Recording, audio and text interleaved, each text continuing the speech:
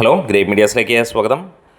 മലയാള സിനിമയുടെ ചരിത്രത്തിൽ സുവർണ്ണ ലിപികളാൽ എഴുതപ്പെട്ട ചിത്രങ്ങൾ ഒരുപിടിയുണ്ട്. അതിലൊന്നാണ് അമരവും.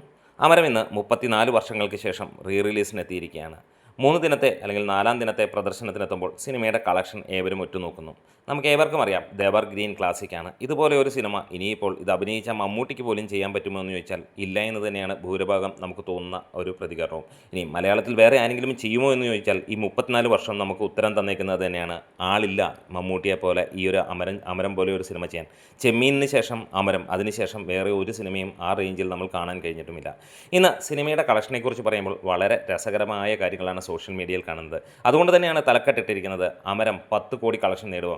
ഒരു സാമാന്യം നമുക്ക് ചിന്തിക്കാവുന്ന ഒരാൾക്കും അറിയാം ഈ സിനിമ എത്രത്തോളം കളക്ട് ചെയ്യും എന്നുള്ളത്, എത്രത്തോളം ആളുകൾ കാണുമെന്നുള്ളത്. കാരണം കാലം മാറിപ്പോയി എന്നുള്ള കാര്യം തന്നെ. സിനിമ എല്ലാവർക്കും ഇഷ്ടമാണ്. ഈ ഒരു സിനിമയെക്കുറിച്ച് മോശം പറയാൻ ഒരു മനുഷ്യനുമില്ല. ഇതിലെ എല്ലാ ഡിപ്പാർട്ട്മെൻറ്റും എല്ലാവർക്കും അത്ര ഇഷ്ടമാണ്. അഭിനയം മുതൽ ഇതിനകത്തിലെ വിതരണം മുതൽ ആ ഒരു കാലഘട്ടത്തിലുണ്ടായിരുന്ന ഒരു തിയേറ്ററിൽ 200-ന് മുകളിൽ ദിവസം ഓടിയതും അക്കാലത്ത് ഏറ്റവും വലിയ ഹിറ്റുകളിലൊന്നായതും നാഷണൽ അവാർഡിൻ്റെ ഫൈനൽ ലിസ്റ്റിൽ വന്നതുമൊക്കെ എല്ലാവരും അംഗീകരിക്കുന്ന ഒരു കാര്യം തന്നെയാണ്. ഇനി അമരത്തിൻ്റെ കളക്ഷനെക്കുറിച്ച് ചിന്തിക്കുന്ന 2 തരം ആളുകളാണ്. ചിലർ കരച്ചിലൂടെ ചിന്തിക്കുന്നവർ, ചിലർ ചൊറിച്ചിലൂടെ ചിന്തിക്കുന്നവരും. ഈ 2 കൂട്ടരോടും ഒരു മറുപടി തന്നെയുള്ളൂ, നിങ്ങൾ അതിന് എന്തിനാണ് മുതിരുന്നതെന്നാണ്. ഇനി കരച്ചിലൂടെ പോകുന്ന ചില ആളുകൾ, അത് ഒരു കാര്യം ആലോചിക്കുക. മമ്മൂട്ടിയുടെ ഒരു സിനിമ വരുമ്പോൾ തീർച്ചയായും നിങ്ങൾ തിയേറ്ററിൽ പോയി കണ്ടാൽ ഇങ്ങനെ നിങ്ങൾക്ക് കരയേണ്ടി വരില്ല. സോഷ്യൽ മീഡിയയിൽ പലരും കളിയാക്കും, പല ട്രോളുകൾ ഇറക്കും, ഇതെല്ലാം നിങ്ങൾക്ക് കാണാൻ കഴിയും. പക്ഷേ നിങ്ങളൊന്ന് തിയേറ്ററിൽ പോയാൽ തീരാവുന്ന പ്രശ്നമേ ഉണ്ടായിരുന്നു. തിയേറ്ററിൽ പോവില്ല എന്നുള്ള നിങ്ങളുടെ വാശി തന്നെയാണ് നിങ്ങളുടെ ഈ കരച്ചിലിൻ്റെ പ്രശ്നവും. ഇനി ചൊറിച്ചിലിൻ്റെ ആളുകളോട് പറയാനുള്ള മറ്റൊരു കാര്യമാണ്, നിങ്ങളൊന്ന് ആലോചിച്ച് നോക്കുക. ഇതൊരു എവർഗ്രീൻ ക്ലാസിക് സിനിമയാണ്. നിങ്ങൾ പലരും പല രീതിയിൽ പറയുന്നുണ്ടാകാം. പക്ഷേ ഒരു കാര്യം, പ്രമുഖരായ ചില വ്യക്തി എന്ന് പറഞ്ഞു കഴിഞ്ഞാൽ ചില ചാനലുകാരെ മാത്രം ഉദ്ദേശിച്ചിട്ടാണ്. നിങ്ങൾ പറയുന്ന ചില സിനിമകൾ, നിങ്ങളുടെ ഇഷ്ട നടൻ്റെയോ ഇഷ്ട നടിയുടെയോ ഒക്കെ ചിത്രങ്ങൾ വരുമ്പോൾ നിങ്ങൾക്ക് 50 കഴിഞ്ഞാൽ 500-ഉം 500 കഴിഞ്ഞാൽ 750-ഉം ഒക്കെ എത്തിക്കാൻ കഴിയും. പിന്നെ നിങ്ങൾ ആ ഒരു മർക്കടമുഷ്ടിയോടെ പിടിക്കുന്ന കാര്യങ്ങൾ കാണാം. സോഷ്യൽ മീഡിയയിലും നിങ്ങൾക്ക് പറ്റിയ ഒരുപാട് പേരുണ്ടാകാം. പക്ഷേ ഒരു കാര്യം ആലോചിക്കുക, ഈ ഒരു സിനിമ എത്ര ഗംഭീരമാണെന്ന് നിങ്ങൾ പോലും സമ്മതിക്കുന്നതാണ്. പിന്നെ നിങ്ങൾ തന്നെ ഈ പറയുന്ന മമ്മൂട്ടിയെ വിറ്റ് തന്നെ ജീവിക്കുകയാണ്. അല്ലാതെ വേറെ ആരെങ്കിലും വെച്ച് നിങ്ങൾക്ക് ജീവിക്കാൻ കഴിയുമെന്ന് പറഞ്ഞാൽ നിങ്ങളുടെയൊക്കെ ചാനലെടുത്ത് നോക്കി അറിയാം അതിൻ്റെ വ്യൂസ് എത്ര കുറവാണ് എന്നുള്ളത്. മമ്മൂട്ടിയെക്കുറിച്ച് നല്ലതോ കുറ്റമോ പറഞ്ഞ് നിങ്ങൾ അരി മേടിക്കുമ്പോൾ ഒരു കാര്യം ആലോചിക്കുക, ചുവരുണ്ടെങ്കിലേ ചിത്രം വരയ്ക്കാൻ കഴിയുള്ളൂ. അപ്പോൾ നിങ്ങൾ കാണിക്കുന്നത് രസകരമായിരിക്കാം നിങ്ങൾക്ക്, പക്ഷേ അത് വളരെ മോശം തന്നെയാണ്. അല്ലെങ്കിൽ മമ്മൂട്ടിയെ മാറ്റി നിർത്തി ബാക്കിയുള്ളവരെ വെച്ച് നിങ്ങൾ ചാനലിനകത്തിലൂടെ പറയും, മമ്മൂട്ടിയെ നിരോധിക്കും നിങ്ങളുടെ ചാനലിൽ. എന്നിട്ട് നിങ്ങൾ പറയൂ, നിങ്ങളുടെ വ്യൂസും ആരാധകരും കുത്തനെ ഇടിയുന്ന ഒരു കാര്യവും നമുക്ക് കാണിച്ചു തരാം.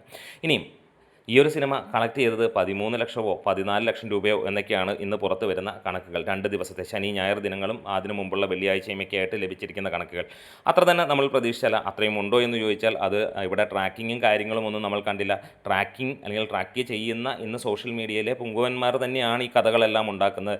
സിനിമയെ നശിപ്പിക്കുന്നതും അവർ തന്നെയാണ്, വേറെയൊന്നുമല്ല. കളക്ഷൻ്റെ കാര്യങ്ങളും ഒക്കെ പറഞ്ഞ് വലിയ തള്ളും തള്ളി എന്നിട്ട് ചില വീഡിയോസും അല്ലെങ്കിൽ ചില വോയിസും ഒക്കെ ലീക്കാവുമ്പോൾ അവർ തന്നെ അത് മറച്ചു വെക്കുന്ന കാര്യങ്ങളും. എന്തായാലും ഇവിടെ ഒരു കാര്യം നമ്മൾ പ്രതീക്ഷിക്കുന്നു, 14 ലക്ഷം രൂപ കിട്ടിയെങ്കിൽ വളരെ നല്ലത്. ഈ ഒരു സിനിമയ്ക്ക് അത്ര തന്നെ എക്സ്പെക്റ്റ് ചെയ്തിരുന്നില്ല. അത്ര തന്നെ കിട്ടിയത് വലിയ കാര്യമെന്ന് തന്നെ പറയാം. ഇനിയും അത് എങ്ങനെ കിട്ടി എന്നൊക്കെ ചോദിച്ചാൽ നിങ്ങളോടും തിരിച്ചുള്ള ചോദ്യം. നിങ്ങൾ പറയുന്ന പല വീഡിയോസും അല്ലെങ്കിൽ നമ്മൾ കാണാറും അല്ലെങ്കിൽ പലരും പറയുന്ന ഒരു കാര്യവും അത് തന്നെയാണ്. കുറേ ഡാറ്റ ഇട്ട് നിങ്ങളും എന്തൊക്കെയോ വിളിച്ച് വിളമ്പുന്നു എന്നല്ലാതെ വേറെ ഒന്നുമില്ല. ഇതിനൊന്നും ആധികാരികത ഇല്ല എന്നുള്ളത് നമുക്ക് എല്ലാവർക്കും അറിയാം. ഒരു പ്രൊഡ്യൂസറും പറയാറില്ല ഇത്ര കിട്ടി എന്നുള്ളത്. ഇനി ഒരു പ്രൊഡ്യൂസർ അങ്ങനെ പറഞ്ഞാൽ തന്നെ നിങ്ങൾ തന്നെ അത് തള്ളിപ്പറയുകയും ചെയ്യും. എന്തിന്? ഇവിടെ ബാഹുബലി ആണെങ്കിലും ഇവിടെ കാന്താര വന്നാലും ഒരു കളക്ഷൻ 800 കോടി എന്ന് അവരിടുമ്പോൾ ഞങ്ങൾ ട്രാക്കേഴ്സ് മുഖാന്തരം 732 കോടി 32 പൈസയെ കിട്ടിയുള്ളൂ എന്ന് പറയുന്ന ചങ്ങാതിമാരൊക്കെയാണ് ഈ കാണുന്നത്. അപ്പോൾ ഒരു കാര്യം നമുക്ക് ഉറപ്പിക്കാം, ഈ പറയുന്ന കരച്ചിൽ ടീംസിനോടും ചൊറിച്ചിൽ ടീംസിനോടും പറയാനുള്ള ഒരു കാര്യമുള്ള, കരച്ചിൽ ടീംസ് നേരെ പോയി സിനിമ കാണുക, അല്ലെങ്കിൽ ഇത് സഹിച്ച് നിൽക്കുക. ചൊറിച്ചിൽ ടീം ആലോചിക്കുക, നിങ്ങൾ പറയുന്നത് മാത്രമല്ല, നിങ്ങൾ എത്രത്തോളം ചൊറിഞ്ഞാലും നിങ്ങൾ ഈ പറയുന്ന ഇതിനകത്തിൽ നിന്ന് അന്നം കഴിക്കുന്നവനാണെങ്കിൽ തീർച്ചയായും ഭൂരിഭാഗവും നിങ്ങൾ മമ്മൂട്ടിയിൽ നിന്ന് തന്നെയാണ് ഈ ഒരു കാര്യം നേടിയെടുക്കുന്നത് എന്നുള്ളതും. അപ്പോൾ എന്തായാലും ഈ ഒരു സിനിമ ഇന്ന് വന്നിരിക്കുന്ന ആ ഒരു കാര്യം വെച്ചിട്ട് ഏകദേശം 14 ലക്ഷം രൂപയോളം കളക്ട് ചെയ്യപ്പെട്ടിട്ടുണ്ട് എന്നുള്ളത് മാത്രമാണ് അറിയാൻ കഴിയുന്നത്. ഒഫീഷ്യലായിട്ടുള്ള സ്ഥിരീകരിക്കുന്നതൊന്നുമല്ല.